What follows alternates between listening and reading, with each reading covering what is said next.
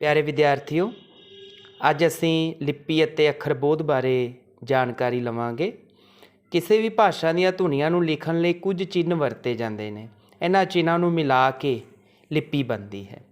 इंज भी कहा जा सकदा है जिवें धुनियां नूं मिला के भाषा बनदी है, तिवें ही धुनियां नूं लिखण लई वरते जाण वाले चिन्हां नूं मिला के लिपि बनदी है। भाव जे असीं सौखे शब्दां विच कहीए तां जिन्हां चिन्हां नूं लिखती रूप विच वरतिया जावे, जिन्हां चिन्हां दी लिखती रूप 'ਚ वरतों की जाए उसनूं लिपि कहा जाता है, जिसनूं अंग्रेजी 'ਚ असीं स्क्रिप्ट बोलते हाँ, पंजाबी विच लिपि। लिपि नूं लिपांक संस्कृति भाषा का शब्द लिपांक कहा जाता है तो अंग्रेजी की रोमन लिपि 'ਚ इन्हां नूं लैटर शब्द राहीं अनुवादित किया गया है। साडी पंजाबी दी भाषा नूं लिखण लई गुरमुखी की वरतों की जाती। गुरमुखी गुरु के मुख विचों निकली आवाज़, जिन्हां दी वरतों साडे गुरुआं ने गुरबानी लिखण समय की। श्री गुरु ग्रंथ साहिब की सारी ही बाणी जिहड़ी गुरमुखी लिपि का ही एक उदाहरण है। उन्हां दी सारी बाणी गुरमुखी लिपि दे विच ही लिखी गई है। गुरमुखी लिपि दे पुरातन जिहड़े शब्द ने अखर वरते गए ने, पुरातन अखर 35 अखरी भी कहाउंदे ने। तां होर भाषावां दीआं लिपियां भी जो सी समय दे नाल नाल जिन्हां दा प्रभाव पैंदा रहा। पंजाबी भाषा तो इलावा हिंदी भाषा की देवनागरी लिपि, अंग्रेजी भाषा की लिपि रोमन ते मराठी भाषा की लिपि देवनागरी लिपि, उर्दू भाषा की लिपि फारसी ते संस्कृत भाषा की लिपि भी देवनागरी लिपि। देवनागरी लिपि जो है सब तो पुरातन लिपि है, जिस तो देवनागरी देवां दे नगर की भाषा, ये देवी देवतियां दे समय तो यह लिपि जिहड़ी उस समय की वरती जाण वाली समझी जाती है। विद्वानां दे वखरे वखरे मत ने इस लिपि बारे। वर्ण जा बोध, वर्ण तो भाव ज्ञान, अखर बोध जो सानू अखरां दा बोध करांदे ने, अखरां दा ज्ञान दिंदे ने, वर्ण बोध कहाउंदे ने। ਉਹ बोध जिस राही अखरां की सही वरतों का पता लगे वर्ण बोध कहा जाता है, जिस तो सानू अखरां दे शुद्ध शब्दां बारे, उन्हां दे उचारण बारे जानकारी मिलती है। वर्ण बोध दे विच असीं लगा ते लगाखरां बारे पूर्ण रूप विच जानते हाँ कि लगा की वरतों कित्थे हुंदी है ते लगाखर कित्थे वरते जाते हैं। साडी पंजाबी दे विच गुरमुखी लिपि के पहला 35 अखर सन, जिन्हों 35 अखरी भी कहा जाता है। बाद विच अजोकी पंजाबी विच फारसी के 6 अखर जुड़ गए, जिस कारण 35 तो 41 जिहड़े साडे पंजाबी वर्णमाला के अखर हो गए।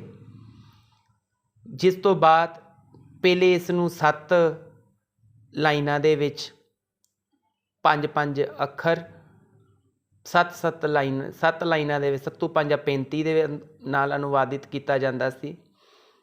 ते अजोकी पंजाबी दे विच इन्हां दियां सतरां जिहड़ियां ने ओह 8 हो गईयां।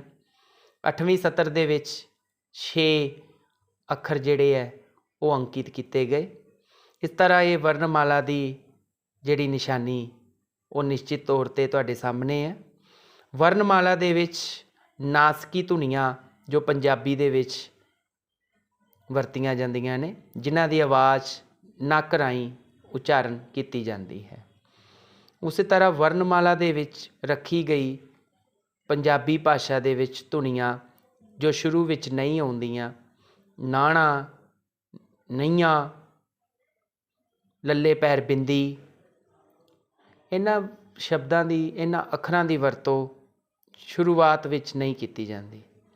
अखर जां वर्ण दीयां किस्मां, स्वर ਉਹ ਅੱਖਰ ਜਿਨ੍ਹਾਂ ਨੂੰ ਬੋਲਣ ਸਮੇਂ ਦੂਸਰੇ ਹੋਰ ਅੱਖਰਾਂ ਦੀ ਸਹਾਇਤਾ ਨਹੀਂ ਲੈਣੀ ਪੈਂਦੀ, ਜਾਂ ਸੌਖੀ ਤਰ੍ਹਾਂ ਕਹੋ ਜਿਨ੍ਹਾਂ ਨੂੰ ਸਿਰਫ ਉਚਾਰਨ ਹੀ ਕੀਤਾ ਜਾ ਸਕੇ, ਜਿਨ੍ਹਾਂ ਧੁਨੀਆਂ ਦਾ ਸੁਤੰਤਰ ਰੂਪ ਵਿੱਚ ਉਚਾਰਨ ਹੋ ਸਕੇ ਪਰ ਲਿਖਤੀ ਰੂਪ ਵਿੱਚ ਨਾ ਹੋਵੇ, ਉਹਨਾਂ ਧੁਨੀਆਂ ਨੂੰ ਅਸੀਂ ਸਵਰ ਧੁਨੀਆਂ ਆਖਦੇ ਹਾਂ। ਇਹ ਸਾਡੀ ਪੰਜਾਬੀ ਦੇ ਵਿੱਚ ਸਵਰ 3 ਮੰਨੇ ਗਏ ਨੇ, ਊੜਾ, ਐੜਾ ਤੇ ਈੜੀ।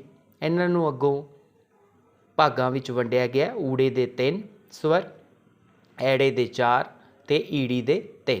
ਤਾਂ ਕੁੱਲ ਮਿਲਾ ਕੇ ਸਾਡੇ ਕੋਲ ਪੰਜਾਬੀ ਦੀ ਧੁਨੀਆਂ ਦਾ ਵਰਗੀਕਰਨ 10 ਹੈ। 10 ਧੁਨੀਆਂ ਦੇ ਵਿੱਚ ਇਹਨਾਂ ਦੀ ਵਰਤੋਂ ਹੁੰਦੀ ਹੈ। ਅ, ਆ, ਈ, ਊ, ਊ, ਏ, ਐ, ਓ, ਓ। व्यंजन ਉਹ ਅੱਖਰ ਜਿਨ੍ਹਾਂ ਨੂੰ ਬੋਲਣ ਸਮੇਂ ਸਵਰ ਅੱਖਰਾਂ ਦੀ ਸਹਾਇਤਾ ਲੈਣੀ ਪਵੇ, ਜੋ ਸੁਤੰਤਰ ਰੂਪ ਵਿੱਚ ਉਚਾਰੇ ਨਾ ਜਾ ਸਕਣ। ਜਿਹੜੇ ਸੁਤੰਤਰ ਰੂਪ ਦੇ ਵਿੱਚ ਉਚਾਰੇ ਨਹੀਂ ਜਾਂਦੇ, ਜਿਨ੍ਹਾਂ ਦੀ ਮਦਦ ਲੈ ਕੇ ਲਿਖਤੀ ਰੂਪ ਵਿਅੰਜਨ ਲਿਖਤੀ ਰੂਪ ਦੇ ਵਿੱਚ ਉਚਾਰੇ ਵੀ ਜਾਣ ਅਤੇ ਸੁਤੰਤਰ ਰੂਪ ਦੇ ਵਿੱਚ ਲਿਖੇ ਵੀ ਜਾਣ, ਉਹਨਾਂ ਨੂੰ ਵਿਅੰਜਨ ਆਖਦੇ ਹਨ। ਸਾਡੀ ਪੰਜਾਬੀ ਦੇ ਵਿੱਚ ਸੱਸੇ ਤੋਂ ਲੈ ਕੇ ਲੱਲੇ ਪੈਰ ਬਿੰਦੀ ਤੱਕ 38 ਵਿਅੰਜਨ ਹਨ। ਅਨੁਨਾਸਿਕ ਧੁਨੀਆਂ ਜਿਨ੍ਹਾਂ ਦੀ ਆਵਾਜ਼ ਨੱਕ ਰਾਹੀਂ ਨਿਕਲਦੀ ਹੈ, ਉਹਨਾਂ ਧੁਨੀਆਂ ਨੂੰ ਅਨੁਨਾਸਿਕੀ ਜਾਂ ਨਾਸਕੀ ਧੁਨੀਆਂ ਵੀ ਕਿਹਾ ਜਾਂਦਾ ਹੈ। ਪੈਰ ਵਿੱਚ ਪੈਣ ਵਾਲੇ ਅੱਖਰਾਂ ਨੂੰ ਦੁੱਤ ਅੱਖਰ ਕਿਹਾ ਜਾਂਦਾ ਹੈ, ਜਿਨ੍ਹਾਂ ਵਿੱਚੋਂ ਹਾਹਾ, ਰਾਰਾ ਅਤੇ ਵਾਵਾ। ਪਰ ਅੱਜ ਦੇ ਅਜੋਕੀ ਪੰਜਾਬੀ ਵਿੱਚ ਵਾਵੇ ਦੀ ਵਰਤੋਂ ਪੈਰ ਵਿੱਚ ਬਹੁਤ ਘੱਟ ਹੋਣ ਲੱਗ ਪਈ ਹੈ। ਹੁਣ ਇਹ ਸਿੱਧੇ ਰੂਪ ਵਿੱਚ ਵਾਵਾ ਜਿਹੜਾ ਹੈ ਉਹਦੀ ਵਰਤੋਂ ਸਿੱਧੇ ਰੂਪ ਵਿੱਚ ਹੋਣ ਲੱਗ ਪਈ ਹੈ। ਇਹ ਸੀ ਪੰਜਾਬੀ ਵਰਨਮਾਲਾ ਅੱਖਰਾਂ ਬਾਰੇ ਜਾਣਕਾਰੀ। ਹੁਣ ਹੈ ਲਗਾਖਰ। ਗੁਰਮੁਖੀ ਲਿਪੀ ਵਿੱਚ ਲਗਾ ਦੇ ਨਾਲ ਕੁਝ ਛੋਟੇ ਚਿੰਨ੍ਹਾਂ ਦੀ ਵਰਤੋਂ ਹੁੰਦੀ ਹੈ, ਜੋ ਹੁੰਦੀ ਵਰਤੋਂ ਅੱਖਰ ਦੇ ਅਤੇ ਲਗਾ ਦੇ ਨਾਲ ਹੈ। ਉਹਨਾਂ ਚਿੰਨ੍ਹਾਂ ਨੂੰ ਲਗਾਖਰ ਆਖਦੇ ਨੇ। ਗੁਰਮੁਖੀ ਲਿਪੀ ਵਿੱਚ 3 ਲਗਾਖਰ ਨੇ: ਬਿੰਦੀ, ਟਿੱਪੀ, ਅੱਧਕ। ਬਿੰਦੀ ਅਤੇ ਟਿੱਪੀ ਜੋ ਹੈ ਉਹ ਨਾਸਕੀ ਸਵਰ ਧੁਨੀ ਮੰਨਿਆ ਜਾਂਦਾ ਹੈ, ਜਿਨ੍ਹਾਂ ਵਿੱਚ ਬਿੰਦੀ ਦੀ ਵਰਤੋਂ 6 ਲਗਾ ਦੇ ਨਾਲ ਹੁੰਦੀ ਹੈ: ਕੰਨਾ, ਬਿਹਾਰੀ, ਲਾਂ, ਤੁਲਾਂ, ਹੋੜਾ ਅਤੇ ਕਨੋੜਾ। ਟਿੱਪੀ ਜੋ ਨਾਸਕੀ ਧੁਨੀ ਹੈ, ਜਿਸ ਦੀ ਵਰਤੋਂ 4 ਲਗਾ ਦੇ ਨਾਲ ਹੁੰਦੀ ਹੈ: ਮੁਕਤਾ, ਸਿਹਾਰੀ, ਔਂਕੜ ਅਤੇ ਦੁਲੈਂਕੜ। ਨੰਬਰ 3 'ਤੇ ਹੈ ਅੱਧਕ। ਇਹ ਦਬਾਅ ਜਾਂ ਬਲ ਦਾ ਚਿੰਨ੍ਹ ਹੈ, ਜੋ ਅੱਖਰ ਦੀ ਆਵਾਜ਼ ਨੂੰ ਦੁੱਗਣੀ ਕਰ ਦਿੰਦਾ ਹੈ। ਅੰਗਰੇਜ਼ੀ ਦੇ ਵਿੱਚ ਡਬਲ ਸ਼ਬਦ ਦੀ ਵਰਤੋਂ ਹੁੰਦੀ ਹੈ, ਹਿੰਦੀ ਦੇ ਵਿੱਚ ਅੱਧੇ ਸ਼ਬਦ ਦੀ ਵਰਤੋਂ ਹੋ ਕੇ ਪੂਰੇ ਅੱਖਰ ਦੀ ਵਰਤੋਂ ਹੁੰਦੀ। ਸਾਡੀ ਪੰਜਾਬੀ ਦੇ ਵਿੱਚ ਅੱਧਕ ਦੀ ਵਰਤੋਂ ਕੀਤੀ ਜਾਂਦੀ ਹੈ, ਕਿਉਂਕਿ ਸਾਡੀ ਪੰਜਾਬੀ 'ਚ ਕੋਈ ਅੱਧਾ ਅੱਖਰ ਨਹੀਂ ਹੈ। ਇਸ ਕਰਕੇ ਇਸ ਚਿੰਨ੍ਹ ਦੀ ਵਰਤੋਂ ਦਬਾਅ ਜਾਂ ਬਲ ਜਦੋਂ ਅੱਖਰ ਉੱਤੇ ਪੈਂਦਾ ਹੈ ਤਾਂ ਉਹ ਅੱਧਕ ਦੀ ਚਿੰਨ੍ਹ ਦੀ ਆਵਾਜ਼ ਕਹਾਉਂਦੀ ਹੈ। ਇਹ 3 ਲਗਾਂ ਨਾਲ ਲੱਗਦਾ ਹੈ: ਮੁਕਤਾ, ਸਿਹਾਰੀ ਅਤੇ ਔਂਕੜ।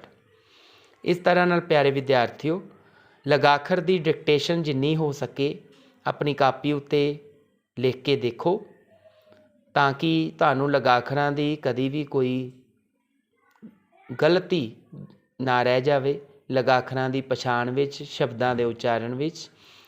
ਇਹ ਸੀ ਪਿਆਰੇ ਵਿਦਿਆਰਥੀਓ ਤੁਹਾਡੇ ਨਾਲ ਕੁਝ ਵਿਚਾਰ ਸਾਂਝੇ ਕਰਦੇ ਹੋਏ। ਧੰਨਵਾਦ।